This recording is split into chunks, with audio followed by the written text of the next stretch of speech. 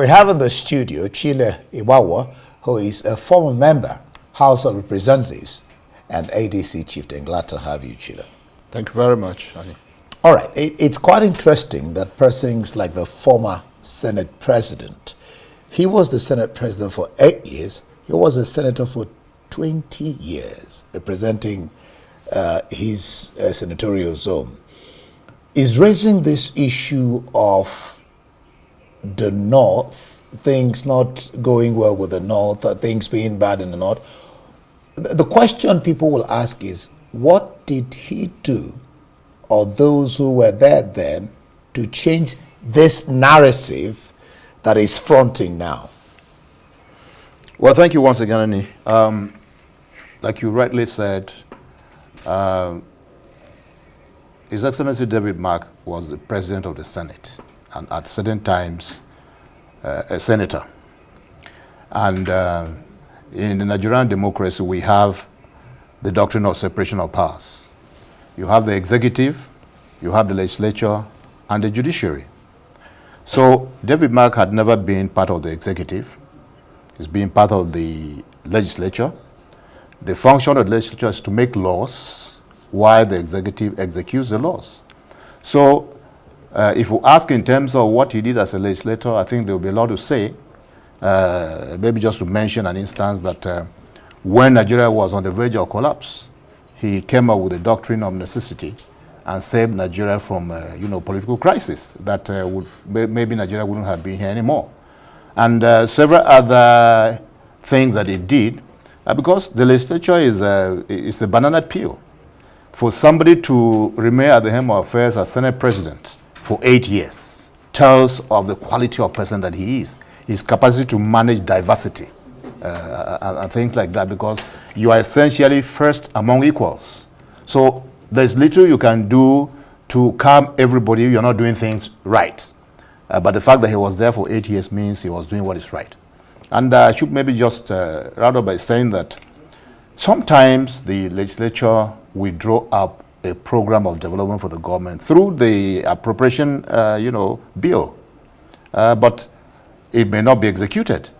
And what they can do is to, undertake its own oversight of the budget. But beyond that, there's very little they can do. The executive cannot go ahead to execute those programs.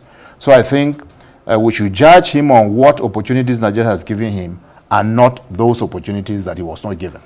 All right. Well, he is also calling on Northerners to upstage Northerners to come together now, upstage the incumbent, President Bola Ahmed Tinubu. We were just discussing a while ago, even before you came around, and the talk was heated about the fact that Africa and then Nigeria seems to have a problem of voting along ethnic lines.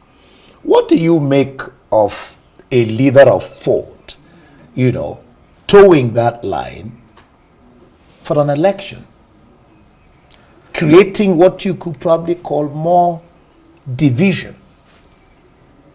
I think that is grossly misunderstood.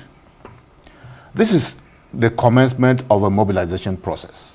So the fact that we are mobilized the North today doesn't mean that we'll not mobilize the East tomorrow. And then we'll mobilize the South and Southwest the other day. We just started today by mobilizing the North, that this is where you need to go. And when we talk about voting along ethnic divides and lines, we need to remind ourselves that President Tinubu got 64% of his victory votes from the North. He's not a Northerner, but he got his victory vote 64% from the North.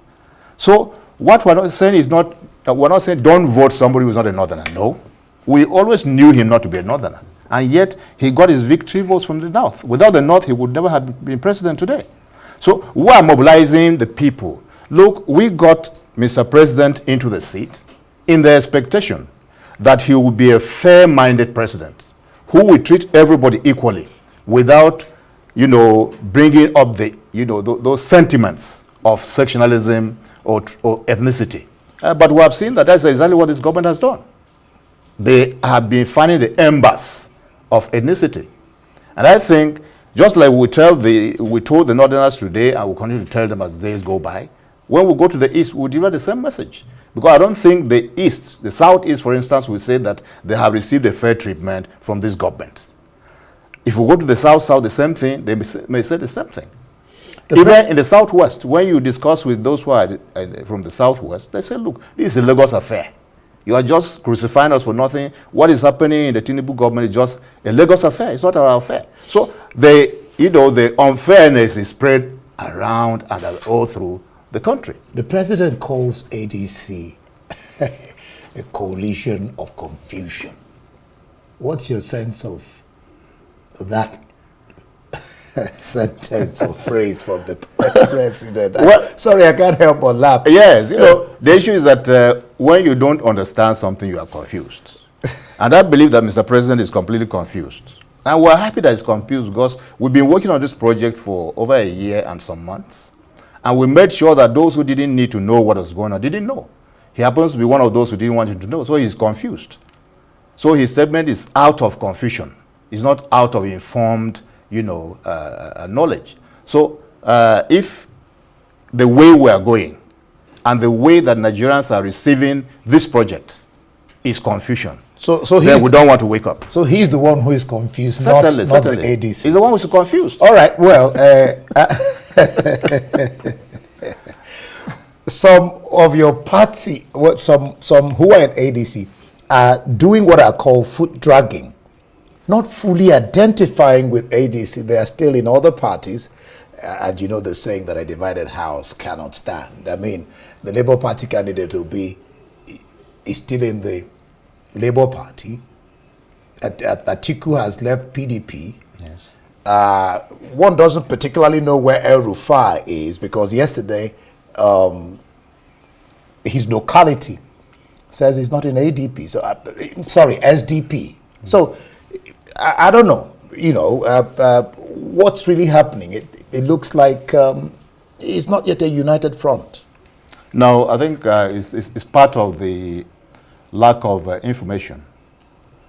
The ADC has come up at a time that some by-elections are already ongoing.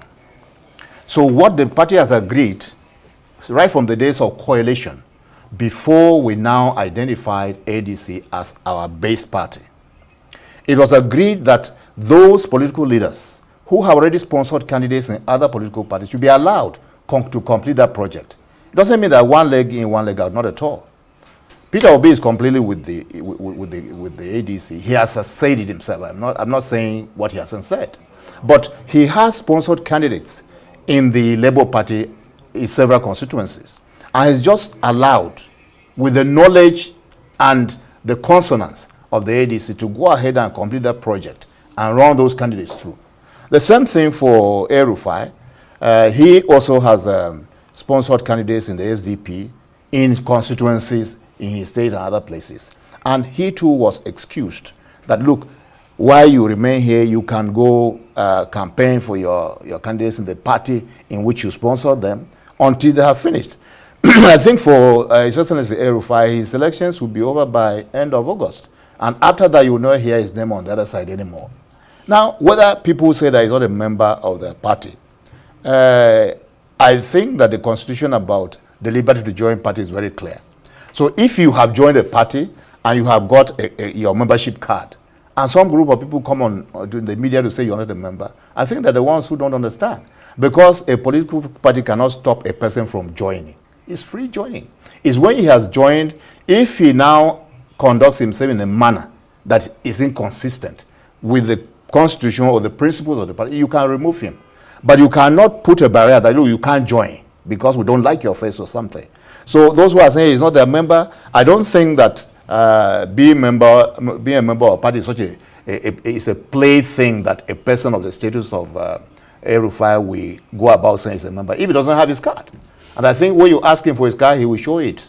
All right, we're going to leave it here. We couldn't take up the issue of your interim publicity secretary saying that you don't, the talk is that you don't have governors. So how are you going to handle this thing? And ADC doesn't have the capacity to be able to unseat the president. But we can't take that. Thank you so much, Chile Ogbawua, former member, House of Representatives and an ADC chieftain, for being here on Newsnight. Thank you very much.